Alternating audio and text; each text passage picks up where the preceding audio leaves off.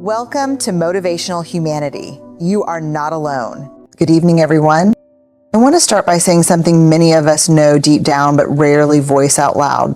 Life is messy. There are moments when the chaos feels overwhelming, the heartbreak unbearable, and the uncertainty paralyzing.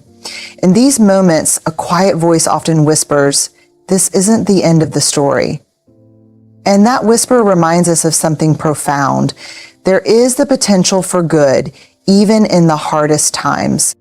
We often face moments in life that feel insurmountable. Loss, failure, uncertainty. In those moments, the first instinct is often to resist, to question why this is happening, or to retreat into the safety of anger or despair. And that's natural. But here's the truth. How we see those moments determines how we move through them. Perspective has the power to transform what feels like an ending into a new beginning. It doesn't mean minimizing the pain or pretending the hardship doesn't hurt. It's not about toxic positivity or plastering a fake smile over a broken heart. It's about choosing to look at the situation from another angle. It's asking yourself, what if this isn't happening to me, but for me? What if this struggle, as difficult as it is planting seeds I can't see yet, seeds of growth, wisdom, or strength? Perspective is about widening the lens through which we view our lives. Think about it. When you're in the middle of a storm, all you see is the rain, the wind, the chaos. It feels endless. But from a distance, that same storm is part of a larger system, bringing nourishment to the earth and clearing away what no longer serves. We often can't see the full picture when we're in it, but that doesn't mean the picture doesn't exist. Here's the key. Perspective doesn't come automatically. It's a choice. It's a practice. And like any practice, it requires intentionality. It starts with small shifts, asking questions like, what could this be teaching me? Or how might I grow from this? These questions don't negate the pain, but they make space for curiosity. And curiosity is often the doorway to hope. Sometimes gaining perspective requires stepping outside of ourselves. It might mean seeking out someone who has walked a similar path and can offer wisdom. It might mean reflecting on past challenges we've overcome, reminding ourselves that we've been here before and made it through. Perspective is often found in hindsight, but it can also be cultivated in the moment by trusting that one day we'll look back and understand more than we do now. Ultimately, perspective is about recognizing that while we can't control everything that happens to us, we can control the meaning we assign to it. And that meaning, it shapes who we become. Struggles can harden us or soften us. They can close us off or open us up. The choice is ours. And when we choose to see the possibility for good, even when it's just a glimmer, we unlock a strength we didn't know we had. It's not easy, but it's worth it. Our lives are made up of stories. Stories we tell ourselves, stories others tell about us, and the stories we experience. Some of these stories are full of joy and triumph, while others are laced with pain, regret, or shame. And yet every single one of them shapes who we are. The hardest part, and the most courageous, is choosing to own them. Not just the shiny, polished parts, but the messy, complicated, and imperfect ones too. When we don't own our stories, they have a way of owning us. They creep into the corners of our lives, influencing our choices, our relationships, and even how we see ourselves. The parts of our stories we avoid or deny often hold the most power over us. The more we try to push them away, the louder they seem to echo in our minds, telling us we're not enough, that we're too broken, or that no one could ever truly understand. But here's the thing, when we step forward and claim our stories, something incredible happens.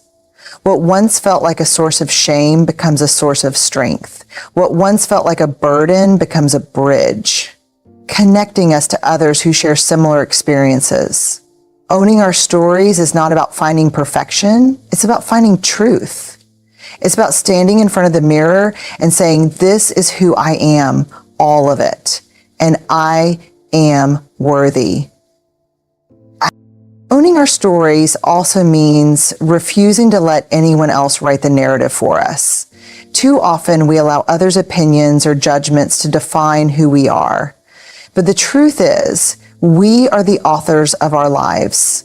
No one else can tell us what our experiences mean or how they should shape us. That power belongs to us alone. When we take ownership of our stories, we reclaim our agency. We decide how the past informs our present and our future. It's important to acknowledge that this work isn't easy. It requires vulnerability, the kind of vulnerability that feels like standing in a crowded room completely exposed. It takes courage to revisit painful memories, confront old wounds, and make peace with the parts of ourselves we wish were different. But in that vulnerability lies the path to healing. When we name our fears, our mistakes, and our struggles, they begin to lose their grip on us. They no longer define us. Instead, they become part of the larger tapestry of who we are. And here's the beauty of it. Owning our stories not only frees us, but also inspires others to do the same. When we're honest about our struggles, we create space for connection. We remind each other that no one is alone in their pain or their joy. Our stories, even the hard ones, have the power to build bridges, foster empathy, and ignite hope. So owning our stories isn't just an act of self-compassion, it's an act of courage that ripples outward. It's about saying yes to the fullness of life, embracing the messy middle, and trusting that every chapter, no matter how difficult, has value. And when we do this, we step into our power, not because we're perfect, but because we're real. We are enough, not despite our stories, but because of them. Resilience is often seen as something that some people have and others don't, a trait that either exists in a person or doesn't. But this perception couldn't be further from the truth. Resilience is not something you find in the moment of crisis. It's not some magical quality you're born with, nor is it a switch that flips when life throws you a curveball. Resilience is built slowly, over time, with intention, practice, and the willingness to face the discomfort of uncertainty and pain. Think about it. No one wakes up one morning fully resilient. Resilience is forged in the small, everyday choices we make. It's built in the quiet moments when we choose to face our fears rather than run from them. When we choose to keep going when it feels easier to give up. When we choose to get back up after we've been knocked down. Resilience doesn't appear overnight. It's like muscled up. Each time you practice, you build strength. And just like any muscle, if you stop using it, it weakens. It's also important to recognize that resilience isn't about ignoring pain or pretending that everything is okay. Resilience is not about toughing it out or gritting your teeth through difficulty. It's not about being invincible or impervious to hardship. In fact, resilience requires us to lean into the pain and discomfort, to feel it fully without allowing it to define us. It's about accepting that life isn't always fair or easy, but understanding that we have the ability to navigate through the storm, even if we're not in control of the weather.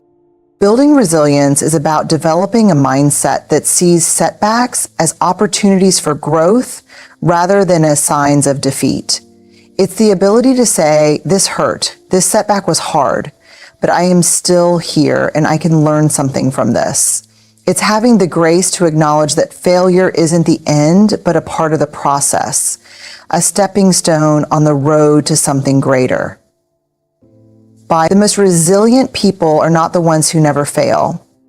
They are the ones who keep going after failure, who learn from it and use it to fuel their next attempt. One of the most powerful ways resilience is built is through vulnerability. This may seem counterintuitive because vulnerability often feels like weakness, but it's actually the opposite. Vulnerability is the strength to show up, to be seen, and to ask for help when we need it. When we face difficulties, the temptation is often to isolate ourselves, to withdraw and put up walls. But the truth is that our resilience is strengthened through connection. When we allow ourselves to be vulnerable with others, we not only receive support, but also remind ourselves that we are not alone. And through this connection, we discover our own capacity to endure and rise. Resilience is also about flexibility and adaptability. Life doesn't go according to plan, and when things don't turn out the way we hoped, we have a choice. We can resist, or we can adapt. The people who are most resilient are those who can bend without breaking, who are willing to pivot when needed, and who don't cling to the illusion of control. They understand that change is constant, and rather than fighting against it, they flow with it. They trust that even when the path ahead is unclear, they will find a way forward, even if it's not the way they envisioned. Krista. In the end, resilience isn't about toughing it out or pretending everything is fine when it isn't. It's about allowing ourselves to be human, acknowledging our limits, and still choosing to move forward. It's about being honest with ourselves and others, leaning into discomfort, and accepting that the road will not always be smooth. But it's also about trusting that every step, no matter how small, is progress. Resilience is built in the moments when we choose to keep going, even when it feels impossible. It's built in the quiet, persistent act of showing up for ourselves and the people around us, even when the outcome is uncertain. And through that practice, we become stronger, not in spite of our struggles, but because of them. We are, at our core, relational beings. We thrive through connection with others, with ourselves, and with something larger than us. It's through relationships that we find meaning, that we grow, and most importantly, that we heal. In a world that often encourages independence and self-reliance, it's easy to forget how deeply intertwined our lives are with the lives of others. Yet connection isn't just a nice thing to have. It is a necessity for healing. When we face pain, whether it's loss, disappointment, or trauma, the instinct is often to retreat. The idea of being vulnerable, of letting someone else in, can feel daunting. We may worry about being a burden, about not being understood, or about exposing parts of ourselves we're not ready to face. But the truth is, isolation prolongs suffering. It tells us that we are alone in our pain, that no one can possibly understand what we're going through. And that belief makes the pain harder to bear. Healing, on the other hand, begins in connection. It starts when we allow ourselves to be seen, truly seen by others. When we share our struggles, our fears, and our doubts, we invite others to do the same. In those moments of shared vulnerability, we discover that we are not alone in our suffering. We find solace in knowing that others have walked similar paths, and their presence offers comfort and strength. There's a kind of magic in shared experience. It reminds us that we are human, that we're not broken, that we are part of a larger interconnected whole. Connection offers us the mirror we need to heal. When we're in pain, it's easy to distort our perception of ourselves. We may believe that we are damaged, that we are unworthy, or that something is inherently wrong with us. But when someone else sees us, loves us, and accepts us in the midst of our pain, it challenges those beliefs. They help us see that our value is not contingent on perfection, that we are worthy of love and compassion even when we feel at our lowest. In this way, connection is a mirror that reflects not just who we are in our moments of brokenness, but who we can become as we heal.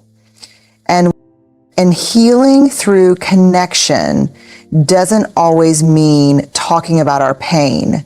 Sometimes it's simply being in the presence of someone who listens without judgment, who offers a shoulder to lean on without the need to fix anything. There's power in just being with someone, in sitting in silence, in offering comfort through presence rather than words. And in repeating, human connection often transcends language. It's felt through touch, through eye contact, through the warmth of a hug, or the act of holding space for one another. These small gestures have the power to heal wounds that words alone cannot reach. Moreover, connection is not just about receiving support, it's also about giving it. When we reach out to others, when we offer a listening ear or extend kindness, we reinforce our own healing. Helping others through their struggles can provide us with a sense of purpose. And in doing so, we realize that we are capable of resilience, compassion, and empathy. There's a deep healing in the act of showing up for someone else because it reminds us that despite our own pain, we still have the ability to offer love and care. Yet, while connection is essential for healing, it's important to remember that it must be a healthy connection. Not all relationships are conducive to healing. Some connections may perpetuate harm, validation of negative beliefs, or toxic cycles. Therefore, healing connections are ones built on mutual respect, understanding, and empathy. They allow us to be ourselves without judgment, to express our pain without fear of rejection, and to feel supported in our journey toward wholeness. There is also a deep connection between healing and self-compassion. While we often look to others for support, healing starts within. Self-compassion is the foundation that makes external connection even more powerful. When we learn to offer ourselves the same kindness, grace, and acceptance that we offer others, we open ourselves to healing on a deeper level. By showing ourselves the love we so freely give to others, we create the internal space for connection to truly take root. Act of connecting with others also helps us reframe our understanding of suffering. It teaches us that pain is not something to be hidden or ashamed of, but something to be shared. When we allow ourselves to be vulnerable, we acknowledge that we're human. And it's in that humanity, our ability to experience joy and sorrow, triumph and failure, love and loss, that we find healing. In connection, we see that pain is not something that isolates us, it's something that unites us. The recognition that others have struggled and that we too can overcome gives us the strength to keep going. Ultimately, connection is the catalyst that accelerates healing. It reminds us that we are not alone in our pain, that our worth is not dependent on perfection, and that we have the power to overcome. It gives us the courage to face our struggles head on and the hope that with time and support, we can emerge stronger, wiser, and more compassionate. Healing is not a solitary journey. It's one that we walk alongside others, and through those bonds, we find the strength to move forward. Trusting the process is one of the most difficult yet transformative aspects of navigating life's ups and downs. It requires us to surrender control, to believe in the unfolding of our journey even when we can't see the end result. It's easy to trust the process when things are going well, when everything seems to align perfectly. But when we're in the thick of struggle, when life feels uncertain, or when we're facing challenges that seem insurmountable, trusting the process can feel like an act of sheer faith. The truth is, the process of life is rarely linear. It's messy, unpredictable, and often doesn't make sense in the moment. We want answers, solutions, and clarity, and we want them now. But life doesn't always work on our timeline. Sometimes we are called to walk through seasons of discomfort, waiting, and even confusion. These times can be frustrating and disheartening, especially when we can't see the bigger picture that others may claim exists. But what if we allowed ourselves to trust that there is wisdom in the waiting? that even in the uncertainty, something meaningful is being cultivated. And it says the Spirit will lead you every step of the way as you build your faith.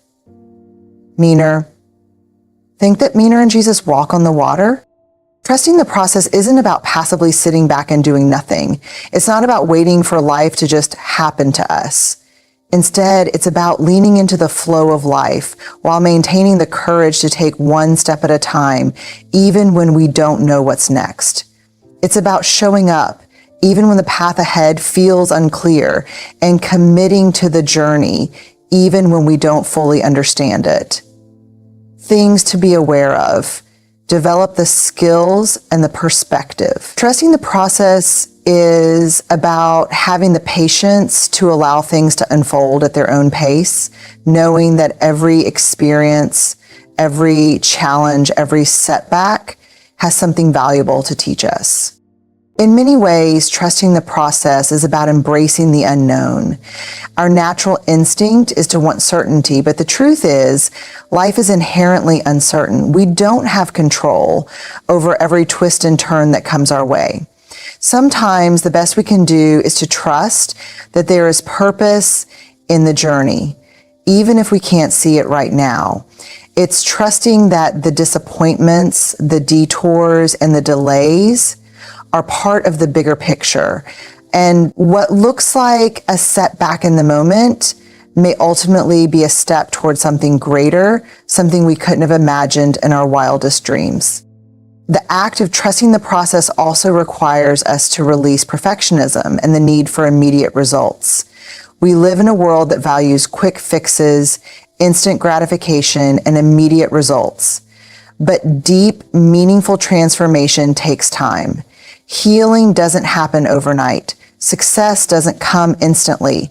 We have to allow ourselves the grace to be in the process, to be in the work, even when the outcome is uncertain. And it's in the small incremental changes, the quiet moments of progress, that the true magic happens.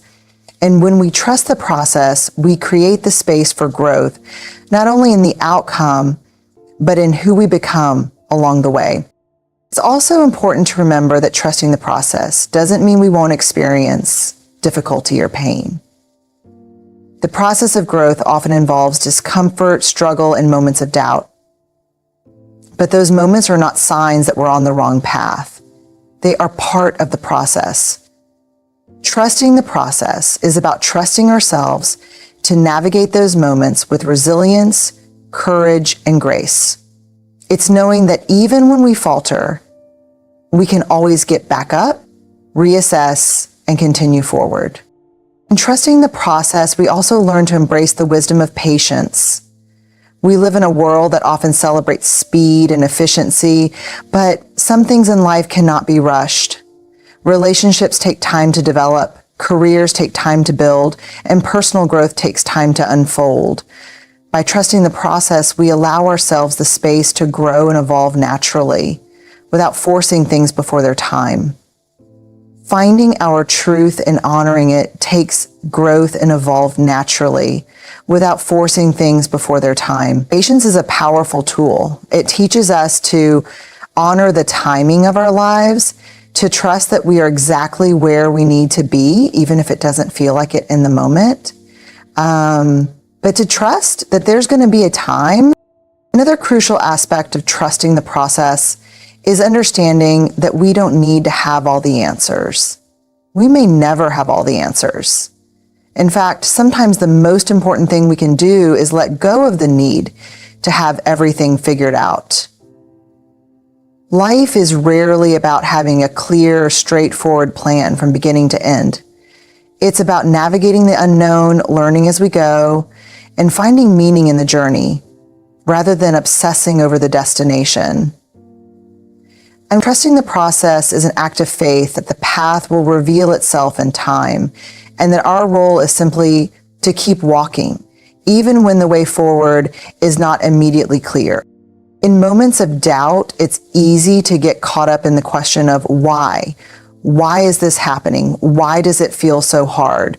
Why does it seem like progress is so slow? But sometimes the question of why doesn't have an immediate answer, and that's okay. Trusting the process is about letting go of the need for answers and instead asking, what can I learn here? How can I grow through this? Faith. When we shift our focus from needing to know why things are happening to focusing on what we can learn, we empower ourselves to engage with the process in a deeper, more meaningful way. And finally, trust in the process is about believing in ourselves. It's about having the faith that we are capable of navigating the challenges that come our way, that we have the inner strength to persevere, and that no matter how long it takes, we are moving towards something worthwhile. Even in moments of uncertainty, we have the ability to trust in the journey, to trust that every step, no matter how small, is bringing us closer to where we're meant to be.